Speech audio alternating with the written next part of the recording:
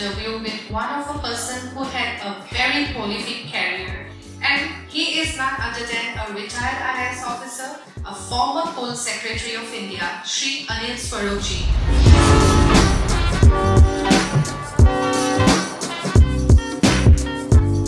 Hello, sir.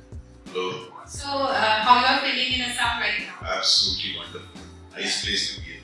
Yes, exactly, sir. So, you had a highly decorated career, a prolific career, in short, if you say.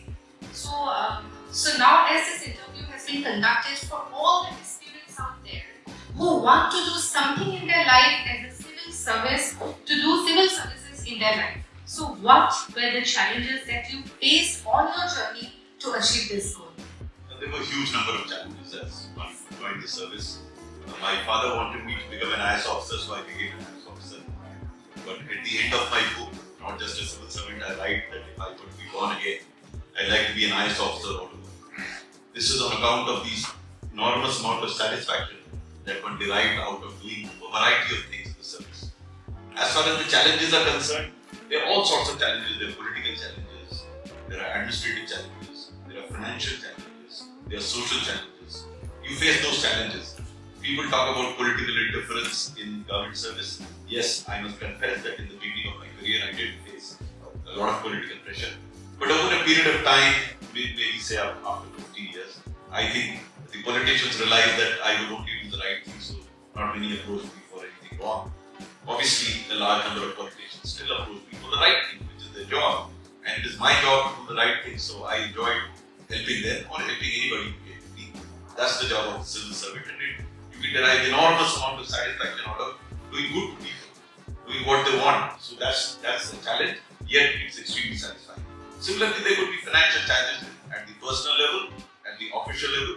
In the large number of schemes that you run, you are short of money, you're short of funds. So you have to somehow convince people in the finance department to give funds to you.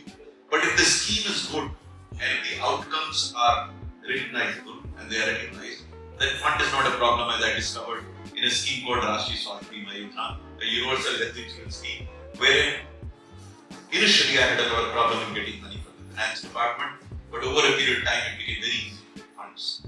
Similarly, on an administrative front, there are few challenges. You get the team, you don't constitute a team, you get people, predetermined people who work with you. So you have to motivate them, you have to get the best out of them. So there are a variety of challenges that you face, and that's the beauty of life. If there are no challenges, you can't enjoy life. So if you have those challenges, you are able to overcome those challenges, it gives you enormous amount of satisfaction. That's so true, sir. And as you right now said that a health insurance scheme. So I've just gone through an interview of yours. So this is just a prompt question I'm asking you. So there happened a lady who was just a beggar, I think, on the street. You said in that interview. So she just came to the hospital and then she was showing a flashcard to you, right? So can you just tell me about that incident? This has a bit of a background. What had happened was that this Rashtriya Swasthya Bima Yojana, the health insurance scheme, came to be recognized world over as one of the finest schemes. So when Mr. Barack Obama became the president of the US, one of his advisors rang me up and he wanted me to come over to Washington to make a presentation. So I tried to wriggle out in the beginning, but he insisted. So in one of my visits to Washington, I visited this institute called Brookings Institute, which houses advisors of the president. And there I made a presentation of this health insurance scheme. During the course of presentation, there were representatives of the federal government, the state government, our own mission. There were also representatives of Gates Foundation and Rockefeller Foundation and other such NGOs. So after my presentation, I came out and I was having a cup of coffee. This gentleman from Gates Foundation walked up to me and asked me, Mr. Swaroop, you seem to be very passionate about the scheme that you're doing. What is the government doing, giving you beyond your salary? So I paused for a while and then I asked my counter question. I asked this gentleman from Gates Foundation, Gates Foundation gives millions of dollars to poor countries, what do you get out of it? So his response was, that's a job. But more than that, we derive a lot of satisfaction out of helping the poor. So I told him, you answered your own question, because the scheme RSVY is meant for the poorest of poor, many of whom would have been dead but for this scheme. So the good wishes of those that survive and their families come back to me somehow, anyhow, and that's good enough a kick for me to do what I'm doing. And then I narrated the incident that you're mentioning to me to him. I used to visit these small hospitals that were empaneled for the scheme. In one of the visits to the hospitals, I was talking to a beneficiary occupation. Suddenly I heard a very feeble voice from behind, "Beta, idhar aao." So I turned around, I saw this very old lady. I think she must have been around 90 years, she couldn't even sit. So I went to her, and since she could sit, I bent down and asked her, "Mataji, aap theek to hain?" She told me, "Beta, main bahut takleef mein hu, lekin in अस्पताल वालों ने मेरा बड़ा ख्याल रखा है." Then I told her, "फिर तो आप ठीक हो जाएंगी, अपने घर जाएंगी." "नहीं बेटा, मेरा कोई घर नहीं है, मैं तो भीख मांगती थी, अभी बीमार पड़ गई." तो मेरा पड़ोसी था, वो भी भीख मांगता था, उसने तुम्हारा एक कार्ड देखा, and then she flashed that card to me. वो मुझे अस्पताल में ले आया और ये सब मेरी सेवा कर रहे हैं, मुझसे पैसे भी नहीं मांगते, मेरे पास नहीं थी। So I told her, "नहीं माता जी, आपको पैसे वैसे देने की जरूरत नहीं पड़ेगी, फ्री है स्कीम, आपको ठीक हो जाएंगी, आप कर जाएंगे." Then she says, "नहीं बेटा, मेरा ना कोई भाई है ना बेटा, मेरा कोई नहीं, इस दुनिया में कोई नहीं, अब तो मेरी उम्र इतनी हो गई, अब मैं ऊपर वाले के पास जाऊंगी." This carried on for 10-15 seconds, and then she made a very remarkable statement. She said, "ऊपर वाले जाके एक बात जरूर कहूंगी, हमारी स्कीम बहुत अच्छी है." You know, this is something which I narrate in my book, and it still gives me goosebumps. So that is the sense of satisfaction that you can derive out of doing good. You know, there are many civil servant aspirants sitting here who want to become civil servants, and probably some of them or many of them would want to become because of the lal batti and the authority that it gives you. But that authority doesn't last. This authority goes away the day your batti goes and the day you retire, authority goes. But if you have been good, if you have been helpful, if you have been able to deliver, then people remember you even when you are not there. So that is something which the service offers. Yes, it does provide you a lot of authority, it gives you a lot of power. But the question is whether you are able to sustain that power on the basis of your negative attitude or your positive attitude of helping people. I think positive attitude of helping people is much lasting as compared to, wielding power, wielding the danda, because danda will go away. Your power will remain if you have been helpful to people. That's so true, sir. And right now I have to ask you another question. Is like, when you answered this question about the Gates Formation, so there was a sense of humor. So we have seen after crossing the mains examination, there comes the interview, and then in the interview there are some of the critical questions also asked by the examiners or the interviewers, right? So do you think an civil service cracked exam who has cracked the mains examination, a sense of humor is also required for those aspirants? No, sense of humor is required in life itself. It cannot be only cultivated for an exam. It's an attitude towards life. If you have a good sense of humor, life is much smoother. I mean, you have to take life seriously, but don't take yourself seriously. So if you can develop that sense of humor, life becomes that much easier. I have seen people who have a good sense of humor stand a greater chance of qualifying. More than that, people who have a good sense of humor are more successful as civil servants. I have come across very serious people getting into the civil service and becoming total failures because they take themselves very seriously. No, life has to be taken in its stride. You have to enjoy the moments that you are traveling. If you don't do that, then you are tense. If you are a genius, you may qualify for the civil service. But in the service itself, if you don't have a sense of humor, there could be trouble for you.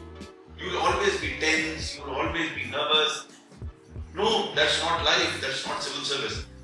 For that matter, if you have that sense of humor and you can cultivate that sense of humor over a period of time, you can tide over a lot of problems. You can take things in your stride, and that's why having a good sense of humor is very, very important. Yes, exactly, that's very true. But the main thing that we are facing today's era is depression, burden. Many people think that civil service examination, I have to crack it because it's a burden. My family wants it. I want to be an aspirant. Right now I'm an aspirant, but if I fail once or twice, then my life is gonna be in hell, to be frank. They just go into depression. So how to overcome all these fears of our students nowadays? I'm glad that you raised this point because wherever I go in the country and talk to civil servants, the problem is that many people are not sure of themselves. So what has to be understood is very clearly.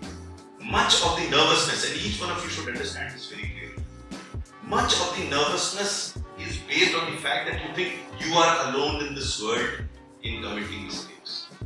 In my career of 38 years and in my life of now almost 65 years, I have yet to come across an individual who hasn't committed mistake. Everyone commits mistake. Once you realize this, it will give you enormous amount of confidence. One of the biggest apprehensions that we have in mind is कहीं गलती ना हो जाए, मैं गलत तो नहीं बोल रहा हूँ, मैं गलत तो नहीं कर रहा हूँ. Without realizing that there's nobody on this earth who hasn't committed a mistake. Everyone does. The difference between those that succeed and don't is that the successful ones learn from their mistakes. They don't repeat their mistakes. These are very, very important aspects.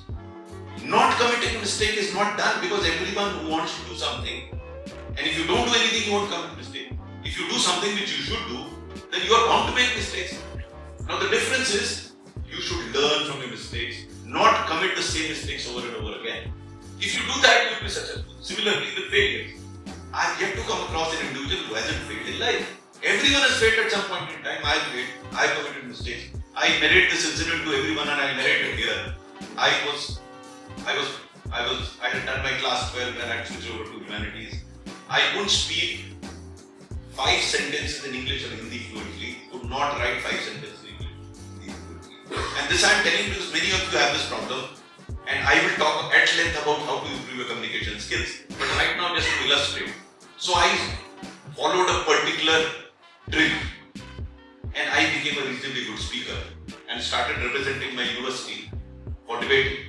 So I had gone to IIT Kanpur for their annual cultural festival where debating competition was the monthly event. One day before the debating competition, there was this music competition. So I thought I'm a good singer also. Without any preparation, I participated in that music competition. And my name was announced. I came on a stage, 1,000 children sitting in front of me. I started singing, picked up the wrong note, and I was booed out within 10 seconds. Booed out of that hall, 1,000 children booing me out. I went out.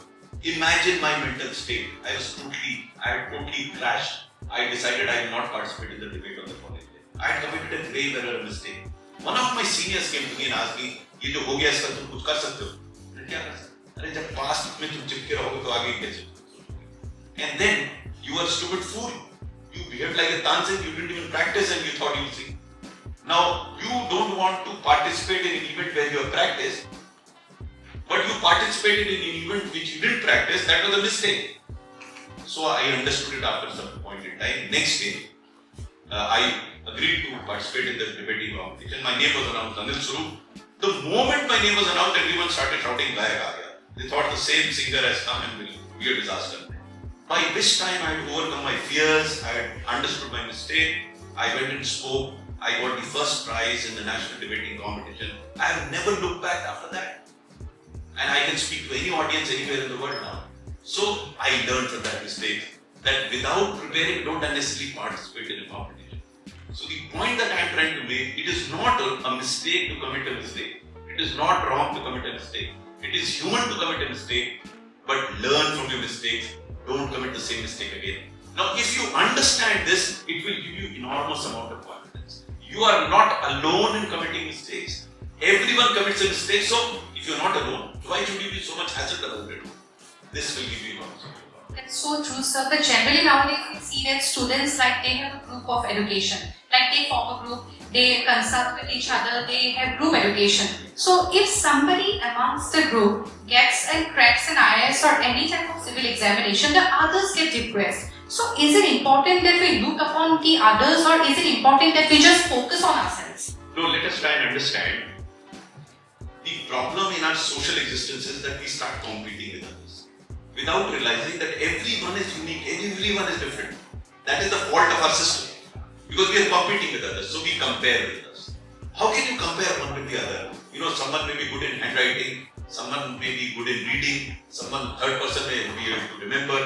So what one has to do is, which I did throughout my life is, don't compete with others, learn from others. If you find a good quality in anybody, try and learn, imbibe. Now if I am competing with you, तो आप तो अपनी copy छुपा लीजिएगा, मुझे सिखाइएगा नहीं. If I am not competing with you, you will easily share your copies with me because I am not competing with you. I am trying to learn. I am trying to learn from you. That sort of an attitude needs to be developed for anybody to succeed in life. Instead of competing with others, you learn from others. That would be.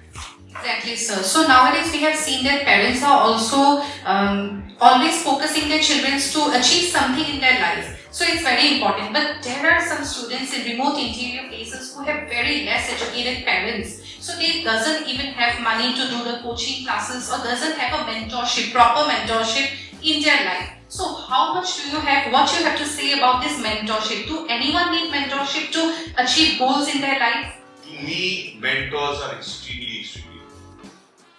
More than coaching, I have always been advising guidance to the students.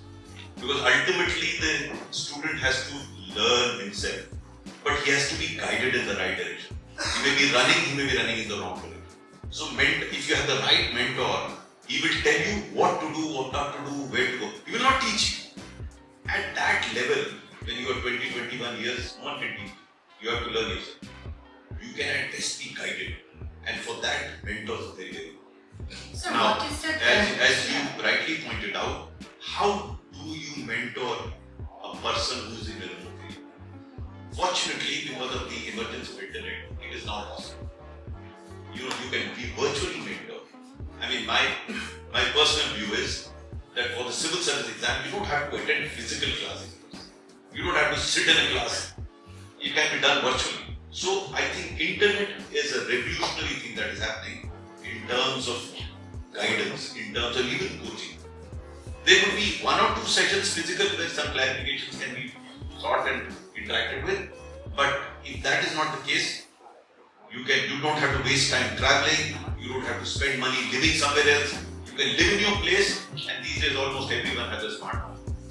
So you can do that. Exactly, sir. So I just ask you a very critical question right here. So what is the difference between a teacher and a mentor? No, teacher teaches, mentor guides. It's that simple. So I have always believed that guidance is much more important. Having been a student of a bit of political philosophy, earlier the view was the mind is a tabula rasa, means a clean slate. Now it is believed that it's already there. Someone has to actually guide your mind inwards to show the light which you already have. So a mentor will guide you into accomplishing what you already have inside, into recognizing what you already have inside, into taking to your place where you can learn more. So I would believe mentors are the way. Yes, sir, exactly. So now another question I have to ask, because there are students who always go for coaching classes and then after completing maybe graduation they choose that I have to crack IAS examinations.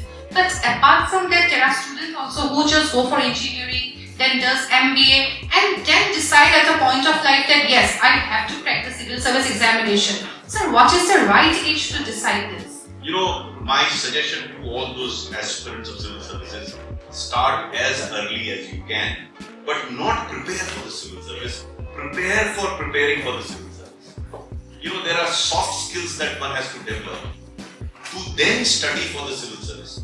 Usually everyone decides that I will study for 1 year. No, there are many other soft skills. Like, for example, if you don't know how to write well, then how in the hell will you qualify for the civil service? And you can't start writing well in 6 months. It's a much longer. It's a simple thing. If you don't know how to write letters, you will not be able to write a word. If you can't write a word, you can't write a sentence. If you can't write a sentence, you can't write a para. If you can't write a para, you can't write an answer. So it's a step-by-step improvement in your skills. And I have only mentioned one. There are many such skills that you can hone much before you start preparing for the civil service. So I tell everyone that there are few aspects of preparation that you have to start very early in life, because it takes a long time for you to develop those skills to get into civil service. If you do that, then the journey is much more smooth. Otherwise, it becomes a pressure, because if I may have whatever knowledge that I may have, but if I am unable to express it, what do I do with that knowledge? Not many people will like that. So there are many steps to be taken before you actually start preparing for the civil service. You don't have to start preparing for the civil service, but you have to start preparing for the soft skills that are required to prepare for the civil service. Exactly, sir. So this interview is conducted by Civil Services Achievers Point CSFP in collaboration with Capacity Building Center, Cotton University. So now let's come to another point that I have seen that many people even do a 9-to-5 job. So there are also students who are doing a job because of some financial problems in their life maybe. So can they also crack this exam? No, it would be wrong of me to say that they can't crack this exam, but given the competitive nature of the exam, it would be tough. It's unfair to them for people who work from 9 to 5, then find time to study, because this examination requires a few hours to study. And since they are competing with those that do not have to do that, so in competition they are at a disadvantage. So normally my advice to them is you keep working, but at least take 1 year off. come and dedicate totally to preparation of the civil service if you want to seriously take up exam. That's true, sir. But there are a few questions, but there is a shortage of time. So I have to curtail some of the questions. But still, I have a question running in my mind that there are students who are very much introvert, but they are very much highly into this exam and they are quite trying to crack also. And maybe many of them crack mains. But how about the interview sessions? Because those students are introvert. How can they crack the interviews? We must understand that we guide such students, and I guide a lot of them. We must understand that individual. What is the reason of his being introvert? And then address those issues. So, for example, if he is not in the habit of speaking regularly, then we have to have a drill through which he starts speaking. So, there are various reasons why a person is introvert. So, you have to first understand why is that. Is it lack of knowledge? Is it lack of communication skills? Is it lack of analytical skills? You have to find that out first in a conversation with the individual, then work out the system through which you improve upon that. I do that regularly. So that's really remarkable.